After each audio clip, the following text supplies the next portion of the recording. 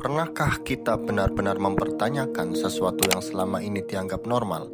Ada banyak hal dalam kehidupan sehari-hari yang berjalan begitu lama, diterima secara umum, bahkan nyaris tidak pernah dipersoalkan. Padahal jika kita berhenti sejenak untuk berpikir, mungkin ada kebiasaan atau budaya yang sebenarnya perlu kita kaji ulang. Apa esensinya, apa tujuannya, dan apakah masih relevan dengan kondisi saat ini? Pada kesempatan ini saya ingin mengajak kalian untuk mempertanyakan beberapa aturan yang telah berjalan puluhan tahun dalam dunia pendidikan Indonesia. Mungkin sebagian dari kalian pernah memikirkan hal-hal ini, atau mungkin justru belum pernah terlintas sama sekali. Video ini tidak bertujuan untuk menggiring opini yang keliru, melainkan sebagai ajakan untuk selalu mawas diri dalam berpikir agar kita dapat menemukan makna hidup yang lebih dalam.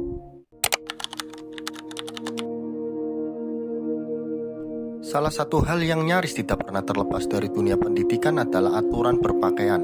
Sejak SD hingga SMA, setiap jenjang memiliki standar seragam tersendiri. SD dengan merah putih, SMP biru tua, dan SMA putih abu-abu. Sekilas ini adalah hal yang wajar dan tanpa tidak perlu dipersoalkan. Namun, pernahkah kita bertanya apa sebenarnya tujuan dari penyeragaman ini? Apakah seragam bertujuan untuk mendisiplinkan murid? Jika iya, apakah kedisiplinan harus selalu diwujudkan melalui pakaian yang seragam dan kompak? Lalu, apa makna kedisiplinan itu sendiri? Pertanyaan-pertanyaan ini mungkin terdengar mengusik, bahkan bisa saja bersinggungan dengan kepentingan tertentu, seperti industri seragam sekolah yang setiap tahun terus memproduksi pakaian baru.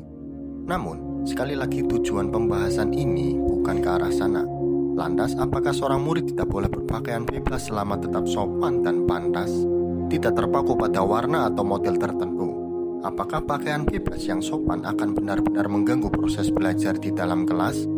Jika tujuan utama pendidikan, rasanya tidak ada kaitannya langsung antara warna seragam dengan kecerdasan atau perkembangan potensi seorang murid. Tujuan pendidikan adalah mencerdaskan kehidupan bangsa, membangun peserta didik berkembang sesuai dengan potensi yang ada di dalam dirinya. Dari sisi ekonomi pun, penyeragaman seringkali menjadi beban tambahan. Jika murid tidak diwajibkan mengenakan seragam tertentu, orang tua bisa menghemat pengeluaran selama bertahun-tahun.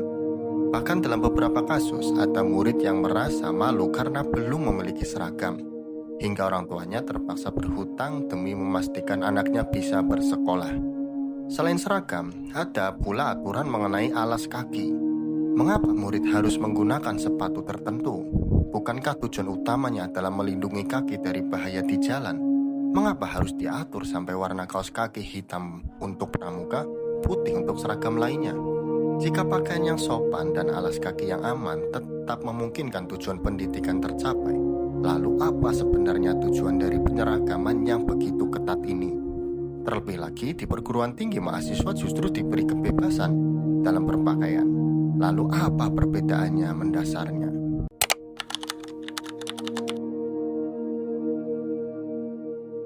Selain soal seragam, ada pertanyaan lain yang terus berputar di kepala saya, yaitu tentang mata pelajaran. Sejak SD hingga SMA, bahkan sampai perguruan tinggi, siswa disuguhi begitu banyak mata pelajaran.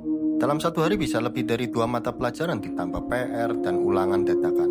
Satu kepala harus menerima begitu banyak informasi, sementara para guru sendiri mengajar sesuai bidang keahlian. Bukan berarti pelajaran-pelajaran tersebut buruk ya. Namun, tampaknya ada hal yang perlu dibenahi agar pendidikan benar-benar melahirkan generasi yang matang. Mata pelajaran seperti IPA, IPS, PKN, Bahasa Indonesia, dan Bahasa Inggris terus muncul di setiap jenjang pendidikan. Pertanyaannya, arahnya kemana? Apa perbedaan mendasar antara IPA di SMP dan SMA? Apakah benar-benar berkesinambungan atau justru banyak pengulangan tanpa pendalaman yang signifikan? Bahkan di perguruan tinggi, saya pribadi yang mengambil jurusan ekonomi masih harus mempelajari PKN, Bahasa Indonesia, dan Bahasa Inggris. Untuk apa dan sejauh mana relevansinya dengan bidang yang saya tekuni? Menurut asumsi saya, sistem seperti ini justru membuat generasi muda menjadi tanggung dalam banyak hal, tetapi tidak benar-benar mendalam dalam satu bidang. Coba tanyakan pada diri kita sendiri, apakah kita masih ingat rumus kimia secara detail, fungsi rinci ginjal, atau isi perjanjian Renville? Kemungkinan besar sudah lupa. Akibatnya, setelah lulus, banyak dari kita yang kebingungan, Sebenarnya saya cocok di bidang apa? Kontribusi apa yang bisa saya berikan kepada lingkungan dengan ilmu yang saya miliki?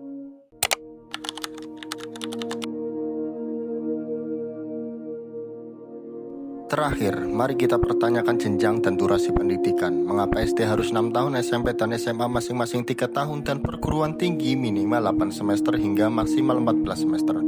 Apakah tidak mungkin dibuat lebih efisien?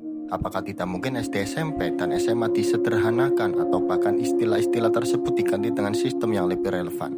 Bayangkan jika anak-anak cukup dibekali kemampuan membaca dan berhitung dalam waktu yang lebih singkat.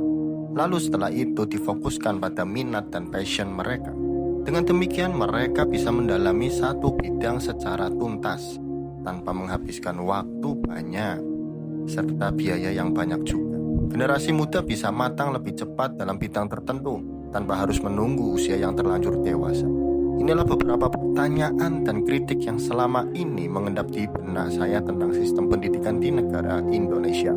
Sekali lagi, ini bukan tentang menggiring pada opini yang salah, melainkan sebagai ajakan agar kita sebagai warga mau bersama-sama membenahi pendidikan demi menciptakan generasi emas yang benar-benar siap menghadapi masa depan.